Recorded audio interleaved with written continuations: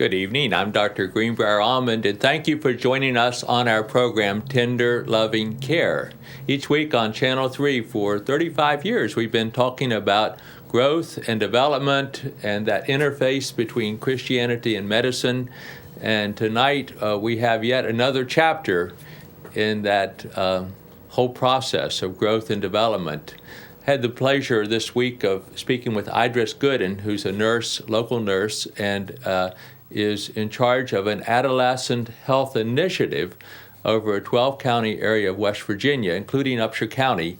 And she presented information about 34 workshops that she is doing in conjunction with her agency, the Regional Educational Service Agency, or called RESA 7 sometimes.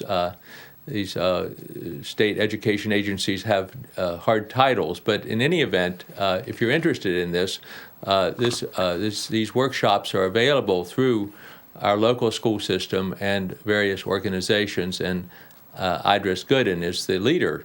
But let me wet your whistle a little bit and talk about this, plus, as we often do here, just get down to the nitty-gritty and talk about ways that you and I, as parents, grandparents, 4-H leaders, scout leaders, church leaders, school teachers, any role we have, how we can help our children, help our adolescents to succeed in life. We'll give 25 different tips tonight. But leading up to that, let me talk about the workshops so you'll understand what Idris Gooden and others are doing that are really exciting. We have had a number of issues, haven't we, in our community? Bullying issue, drugs and alcohol issues, teen pregnancy issues, suicide issues. On and on and on they go, more than you can shake a stick at. And so the state of West Virginia and the Regional Health or Education Service Agency and others have come together as a coalition, faith groups, scouts, 4-H, schools, come together and developed a series of workshops that tackle these problems. So if you feel like the group of children that you're working with need a workshop, then Idris Gooden is the person to talk to and to look at some of the workshops that might apply to your group.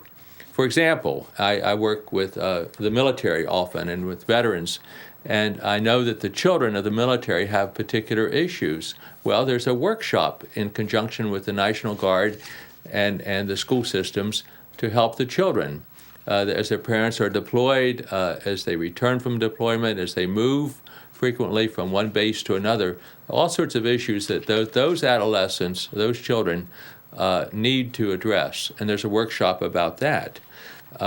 There's a teen dating workshop.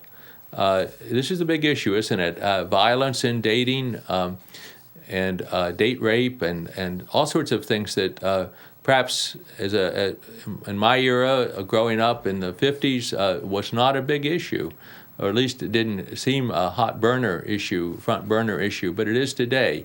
And there's a workshop on that. That would be, for example, there's a youth arts company that puts on a play. There's the Family Resource Network we have in our community here, the local schools, all of these working together for that workshop. There's workshops on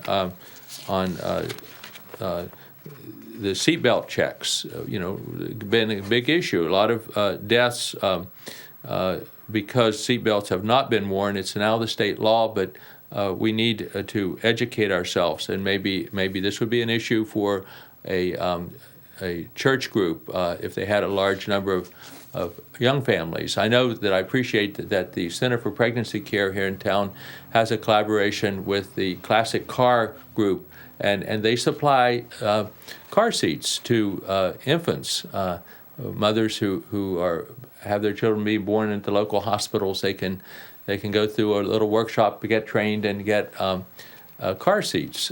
Wonderful way to help families. And that part of that collaboration, there's a workshop about this. And so on and on. I don't want to just give a list here of workshops and just talk about titles tonight, but you can almost everything that you would think is an issue.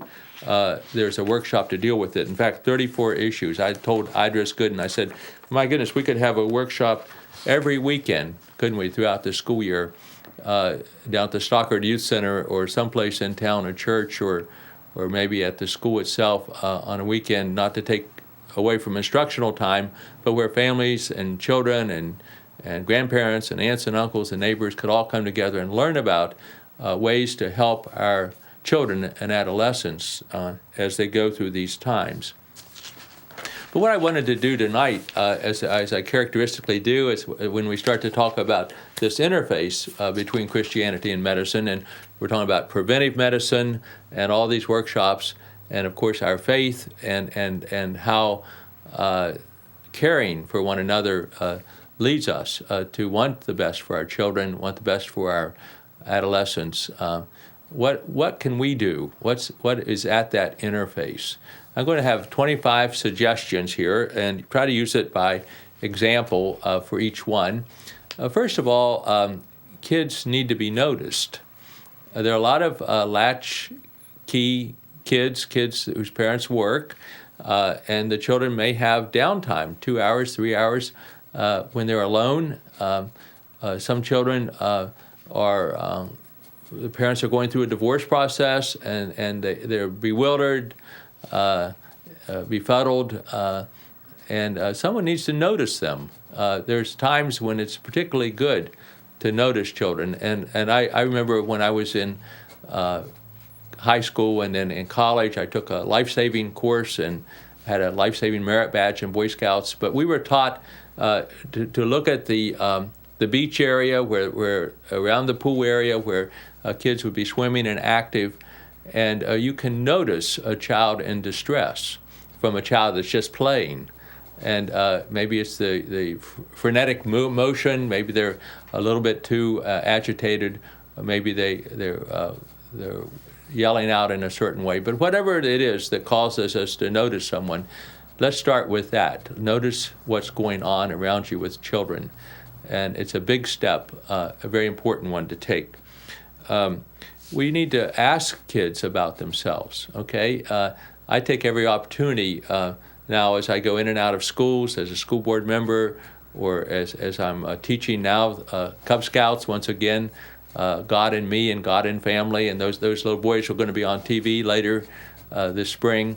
But I like to learn about the kids, ask them questions about themselves. Kids love to talk about themselves, as all of us do. This is a human characteristic, but sometimes people will say, well, how do I get started with talking to a child? Well, ask them about themselves. What are you interested in? What do you want to be when you grow up? What's your, do you have a pet? Ask them about themselves, and they'll respond to that. This isn't rocket science, but it's important to remember it, especially when we know that so many children are going down a dead-end street, whether they're getting into drugs or alcohol too early, whether they're they're victims of being bullied, or whatever's happening. We know that we need to pay attention to them more and ask them about themselves. As you deal with any child or adolescent, whether you're the uncle, the aunt, be yourself. Of course, the kids are watching you, and they have their ideas about who you are. You don't have to pretend to be someone you're not. And I've learned I can never keep up with their slang. If I try, I'm using the slang wrong. So we have to just go with the language that we know and be the person that we are, and just be ourselves. And I liked Mark Twain's statement. I've used this over the years for myself, and then as I counsel people, I'll say, always tell the truth, and then you don't have to remember what you said. So just be yourself. That's a good foundational statement when you want to help kids or adolescents, and they can tell who's real and who's not real, who's putting on airs and who's not. And of course, you'll hear that so-and-so from the kids after they trust you. They'll have their opinions about other adults, and that's okay too. Cheer their accomplishments. We're going to have a Board of Education meeting later on this evening, And we will have some kids come before us, and we'll shake their hand and pat them on the shoulder and congratulate them for some of their accomplishments, whether that's sports or academics. I know our math team did exceptionally well this year. So there's accomplishments going on with our youth all the time, and it's important to recognize them and cheer them on, encourage them. I used to work very hard for my blue ribbon for my 4-H project, and I knew the red ribbon was second, and I think the white ribbon was the third, but I always wanted that blue ribbon, and it just worked my tail off to get that, whether it was a West Virginia Trees project or whatever I was working on. So cheer the accomplishments of the young people. As far as family goes and helping children out, go places with them. I know that this spring, I know the school system will be taking a number of class trips, and parents, of course, are going to be needed as chaperones. And there's also other places, kids go and they need adult supervision. I remember when my kids were again active in school, we would take them sometimes to an away game to be with them. You learn a lot with kids. So these school days when there's snow and there's no school, the ski resorts have had in the past inexpensive days for kids and families to come. It's a place to go with kids. Sometimes it doesn't have to be out of town very far. It can be obviously our wildlife center here at French Creek, a wonderful place, and there's many places around the county. Just going over to the college and exercising together. Exercise, and where there's a program, by the way, a workshop on exercise and play, and exercise is the one event that cannot be undersold. It's the more you do, the better, healthier you are, and it conquers so many problems: anxiety, depression, obesity, and of course, kids love to exercise. Just going someplace with them to do that. We used to have a spring.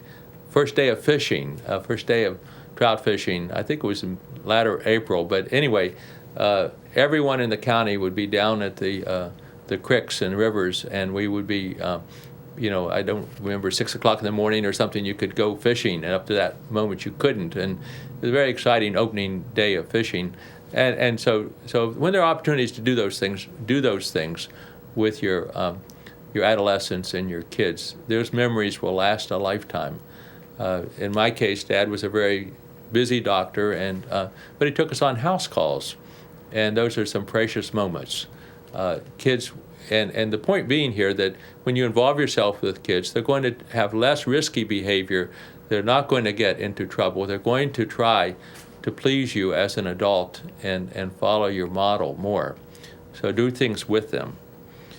Introduce them to new experiences. This is. We don't have to go very far afield. It's whatever you do, you interest them in that. I have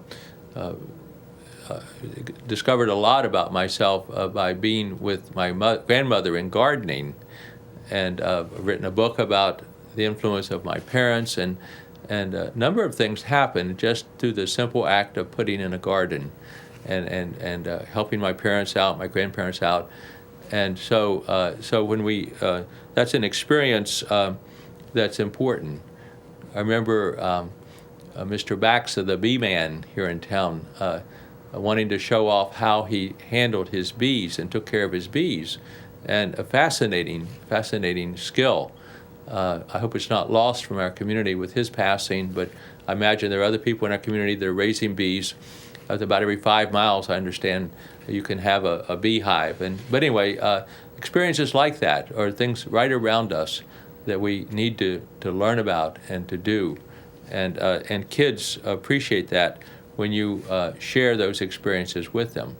In the past, we've had opportunities for kids to go to work with their parents. There's some safety rules and things like that that can't be, but there are all sorts of new experiences we can have with our children.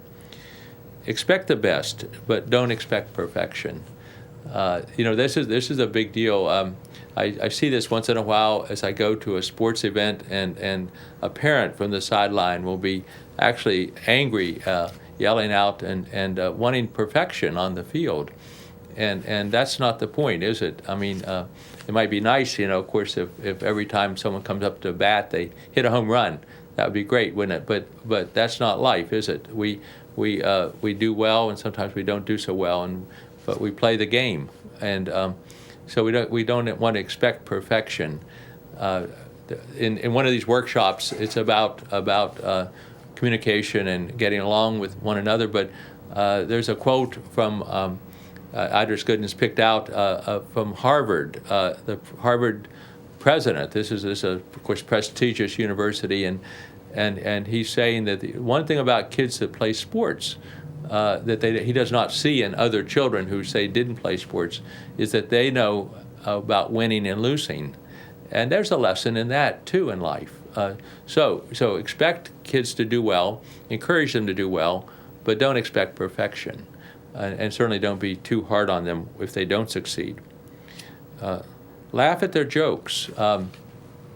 It's a big deal, isn't it? Humor is one of those things that we can really share with each other. And I'm finding out once again, I mean, I have grandchildren now, and those kids just at 1 year of age love to laugh, and they laugh and laugh and laugh. And children laugh a lot more than adults.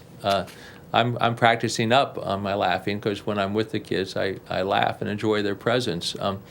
During the Great Depression, there was a survey. I don't know how they do these things, and people count everything, but they're sociologists and people who measure these type of things.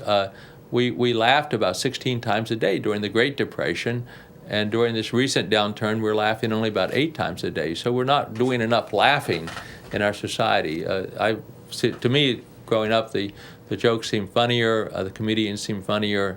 Now sometimes they're off color, and it's hard to laugh with them. But there are a lot of things to laugh with children about, and just enjoy their presence. And that is a building block, a foundational activity that we can do with children. The other day, as I was teaching my Cub Scouts, God and Me, we went into the First United Methodist Church, as we do every year, and we look at the beautiful stained glass windows. And one of the windows, which is often one of the favorite windows over the years that the children tell me about, and I've been doing this for about 25 years, so sometimes adults will come up and say, I remember this, but is the window that's on Florida Street side of the First United Methodist Church, and it's Jesus with the children coming around him. And the scripture, of course, is that Jesus is saying, let the little children come unto me, for such is the kingdom of heaven.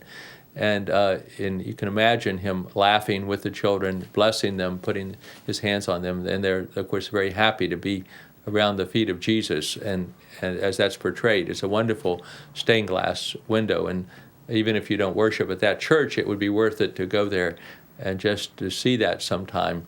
But enjoy children, laugh at their jokes, is a bit of common wisdom. Suggest better behaviors when they act out.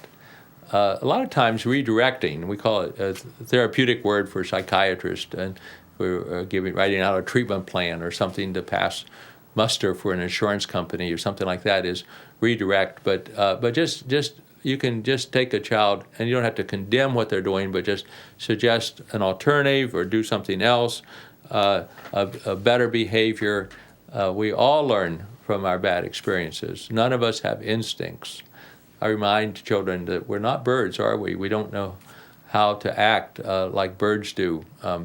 We're going to have birds come build nests in our trees and on our porch here at the spring that were born last year, and then they went away, and now they're going to come back, and somehow by instinct they're going to come to the same area and build their nests, these robins and other birds. And so it's fascinating, but we're not like birds. We learn by experience, and we can point that out in nature to children.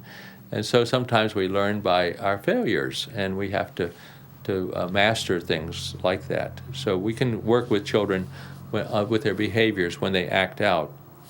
Hug children.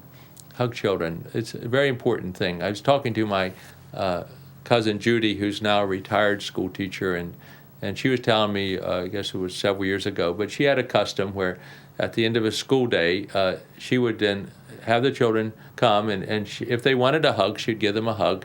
If they wanted just to say, just to thank you, or just to say, good job, she would just say, good job. I mean, she wasn't forcing them to hug her, but she was giving an opportunity for that. And it was a fascinating thing because the children loved it, and they do. Be curious with children. Children have a lot of curiosity, and we need to go with that. When they ask a question, go with that question and go with their response. There's a book, a classic book, about how children learn, and the ideal way for a child to learn in school, and we're almost getting there with computers now, really, but would be to go with the curiosity. If a child has a point, then answer that point, and that leads to the next point, and so forth. But just go with the flow. Now with computers, we can do a lot of that, can't we? We can, people can Google this, Google that, and I used to do this through the World Book Encyclopedia. I could look up one thing and then I would discover something else, or looking up definitions. If we had 10 words to define on Friday, you have a spelling test. As I look up the words, I'd often learn other words within the dictionary around the words I was looking up. Go with the curiosity of a child, encourage that. Play outside together. This is a big one. We find now that too much time is indoors, too much time is with computers, and it's not active time. So getting out of doors is very important.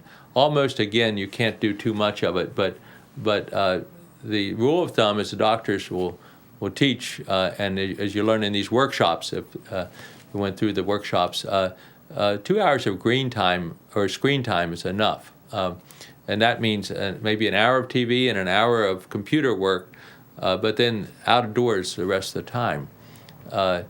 So if a child has from 3:30 till 8, say, then a couple hours of time maybe with the screens, but the rest of the time, green time, out of doors. And so we don't do enough of that. Delight in their discoveries.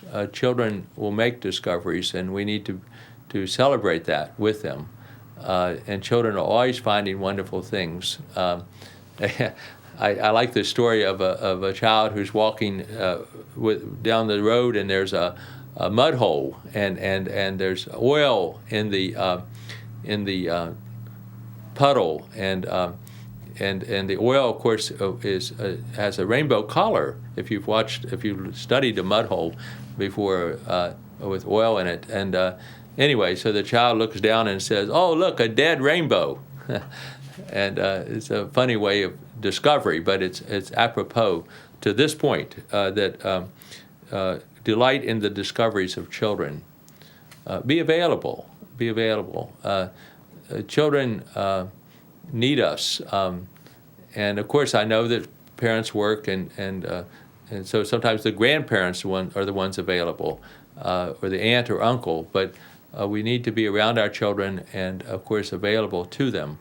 If we don't know the answers, the school is rough these years, there's new knowledge, we may not know everything. We can help with the discovery process and say when we don't know, but if we're available, that helps our children, and it really does keep them out of trouble. Create a safe, open environment. Some of these things repeat themselves, but again, not being too hard on the children, but being open with them. Making decisions together. There are a lot of things where there are choices. What are we going to cook this week? And children learn.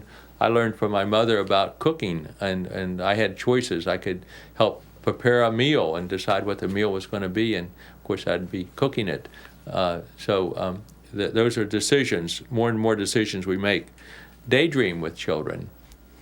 The other day, our son, who's an adult now, an attorney, called us up, and I was really excited. He's going to write a chapter in a textbook on aviation law. He's one of 300 lawyers in the world that does aviation law, and we're very proud of that, and he does a great job. Obviously, he's going to write a chapter in a textbook.